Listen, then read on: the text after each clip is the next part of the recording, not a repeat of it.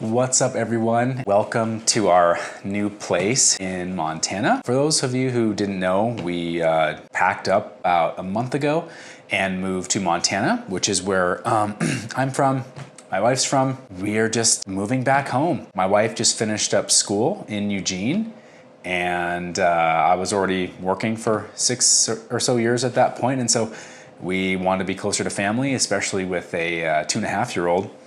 And made our way back. It's been a while since I've been on YouTube or any social media. Really, I've just been super busy. Started a new job last week.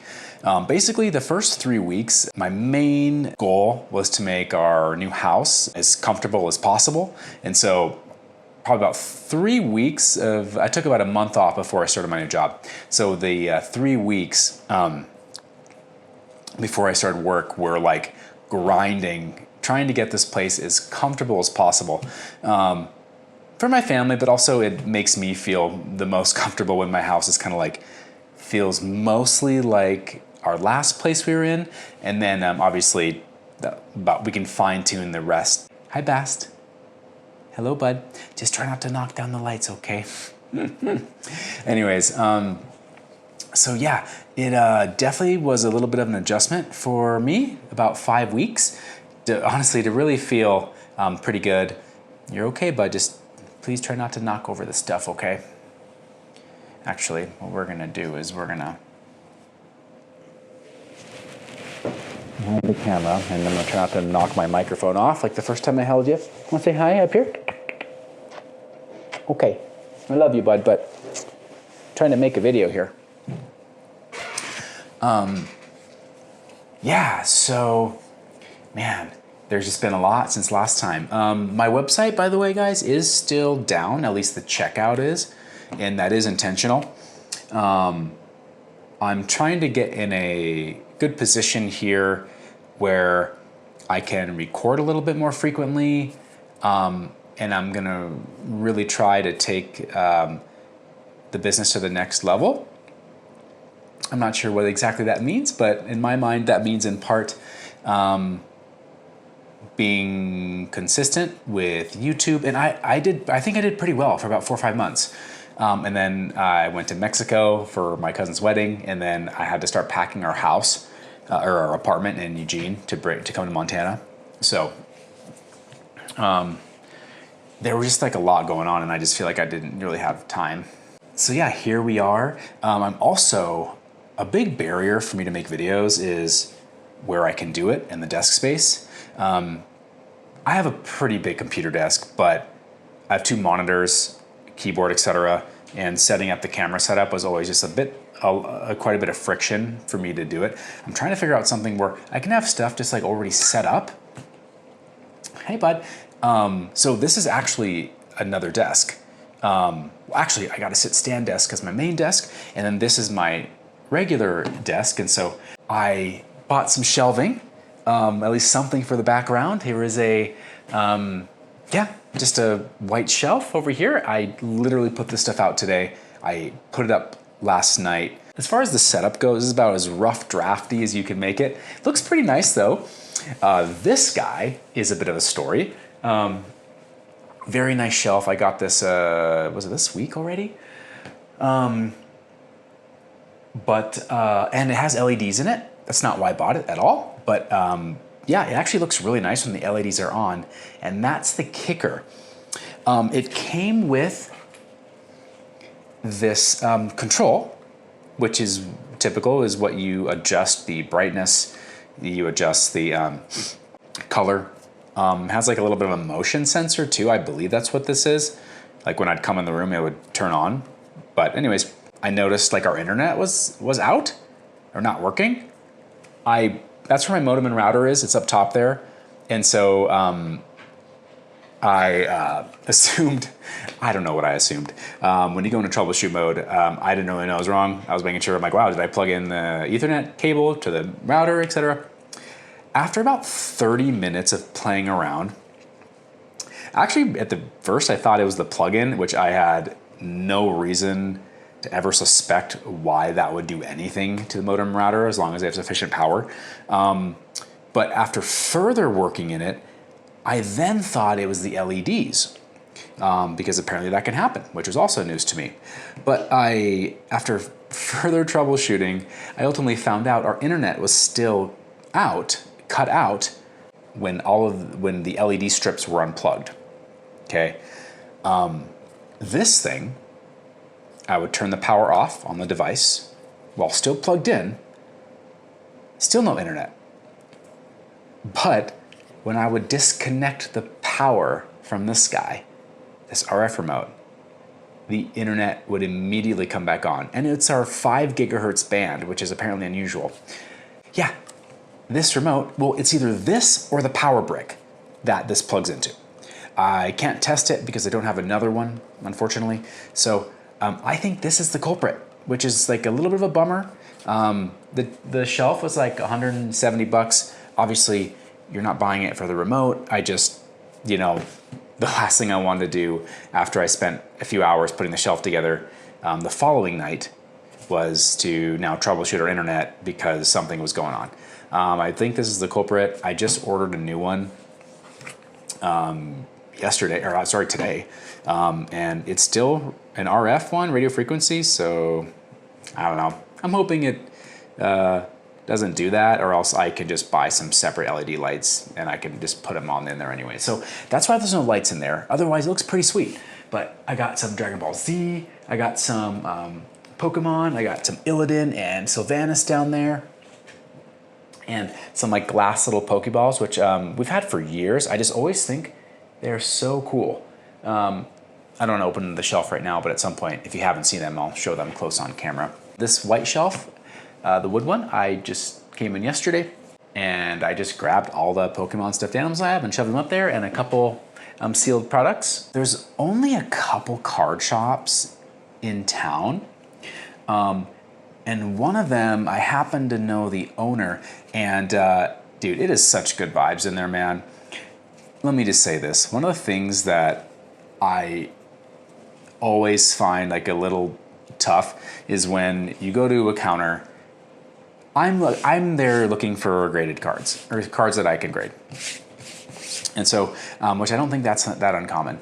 But anyways, dude, when you are looking at cards and you can just tell they are totally cool and stoked with you checking their cards out, and like you don't feel like a lot of pressure that you're bothering them by asking to pull out 5 or 6 different cards in condition. But dude, this place is awesome. I didn't feel that at all. I felt like I should keep checking condition now, and that's like, I felt so good doing that, and everyone was super nice there. I wanted to support them, honestly. I didn't end up buying any cards I plan on grading, but one of the employees showed me, or maybe one of the owners, actually, I don't know, this Kangaskhan. Let's see. We'll just do that. I hadn't seen it yet. I don't know all the cards in the last few sets, honestly, but what a awesome card. This card is so cute. Like, I immediately saw it and I was like, oh, whether I grade this or not, I really want it. I probably paid, I mean, it's a shop. I paid a little bit more over market, probably like $10 or so, which I didn't care because I thought it was a really nice card. And, the condition itself, the centering, it's a little shifted down on the front, but what an awesome card. I love the art of this card. Honestly, guys, yeah, I'm gonna send this in. Like,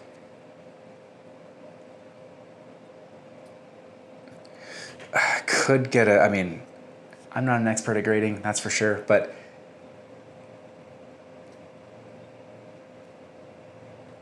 you know what, guys? I'm gonna go grab a penny sleeve for this. I'll be right back. I am back with a different penny sleeve. Yeah, this card is so cool. If this got a 10, that'd be so awesome. Anyways, I also bought a mystery slab, which turned out to be, I bought it for $30, turned out to be a PSA 10 Ogerpon from Twilight Masquerade. I think I looked, the market price is probably like, I think it was like 16 bucks, but that's okay. Still had fun buying it. And yeah, I just want to support them. So they're super cool clinic. I'll definitely be back for sure, especially if I start filming more, which would be cool. Yeah, this is the first time that I'm hoping I can have a nice little setup to record. On to the business side of things with the website. I found someone on Facebook, and I bought, what did I buy? I bought, 8 booster bundles of Ascended Heroes. I thought I got a pretty good price on them. The entire reason of me buying them, guys, is to sell them on the website to you guys. I don't have any sealed product. I do have sealed product here that's in my collection. I'm considering selling that as like capital for the business. I'm just trying to think it through and make sure I'm okay with that. But I'm like, I'm probably not gonna make any money, and I actually might lose money by selling these packs. I did get them for a good price, but like even if I sell them, it's still like with the shipping and then the 3% from goods and services, it's kind of crazy. Even if I sell them at market price, I'm probably still going to lose a bit of money, which I'm actually okay with that. Buying these actually my intent was not to make money off them. I could if I held it, but my intent was just simply to sell them to you guys if anyone was interested. I bought Ascended Heroes because I have a little bit of a soft spot for Ascended Heroes. Like, it gives me Evolving Skies vibes, and I am strictly going on gut instinct. I think the Mega Gengar is super badass. I think the Dragonite SIR is really, really awesome too. The Trikachu, super cool. It's not my favorite personally. I like the Dragonite and the Gengar way more. But I didn't buy that because anyone told me to. I just really like that set, and I don't have any. And yeah, so my intent, I bought it with the intent of simply have it as stock for you guys on the website.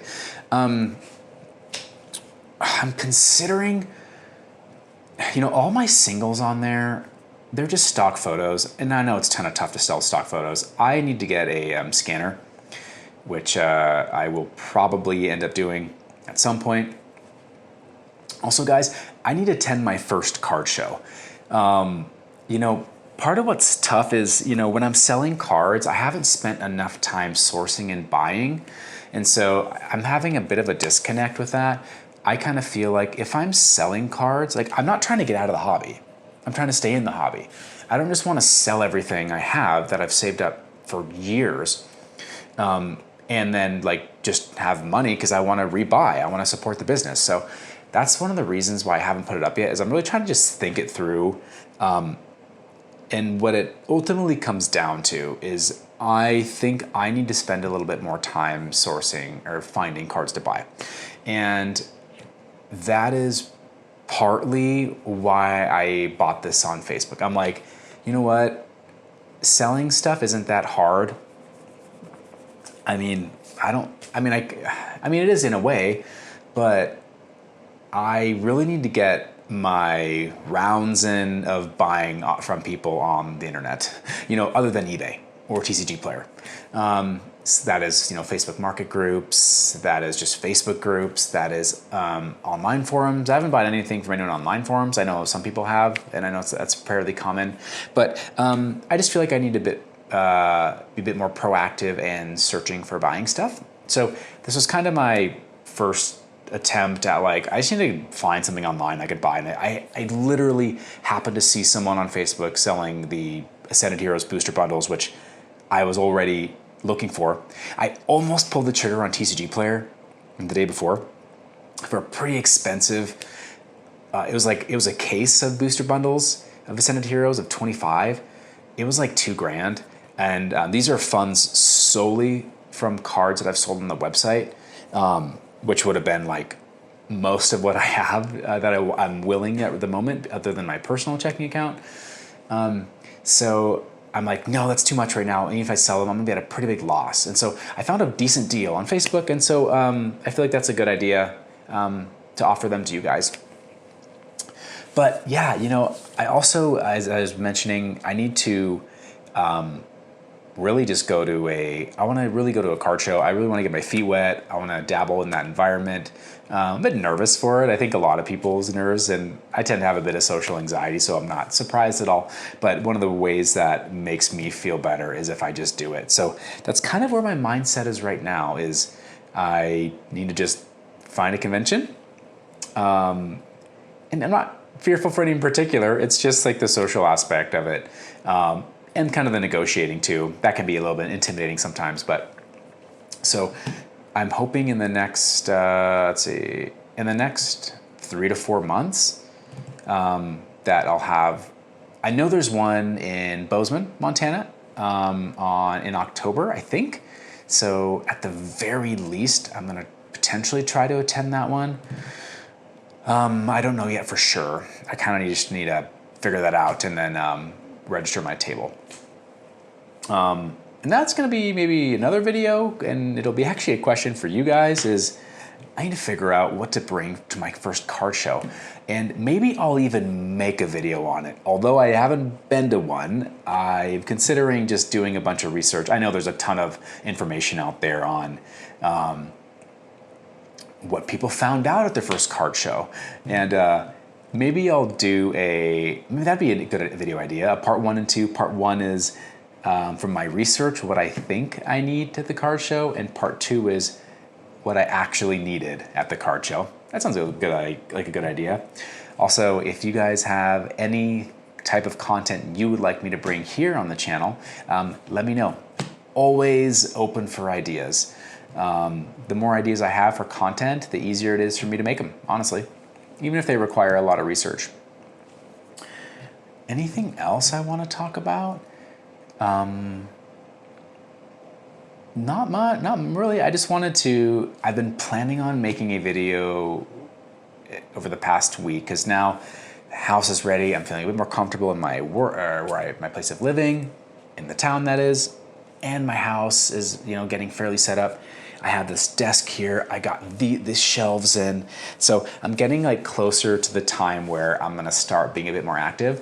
I don't know when my next YouTube video is going to be, or what it will be about, but at some point in the near future, I'm gonna start kind of ramping up the frequency again. I'm doing this one because I'm feeling like I'm pretty close to ready to just kind of delve back into that stuff. So if I do, when I do get these Ascended Heroes packs in, booster bundles in, and by the way, I probably won't sell them as booster bundles. I'll probably sell them as packs. I'm definitely not opposed to selling booster bundles, but I want to just have a bunch of packs that people could buy. Maybe at the beginning I'll do like I'll sell 2 booster bundles and then also use the rest packs. So that's what the remaining is. Did I buy 8 or 6? I think I bought 8. So that's 6 times 6. So okay, so that'll be quite a few packs where people can buy. It's not going to be a ton, but I don't know, if someone's looking for Ascended Heroes and they want to support me, they can easily buy one through my website when that happens. So, but I will make sure I let you guys know on my social medias. If I do, I would do all of them. I would do YouTube, Instagram, and TikTok, so you guys wouldn't miss. So, well, I think that's everything I have to say about now and kind of what's been going on in the past, I don't even know when my last YouTube video was, a couple months. I will see you guys in the next one. Peace.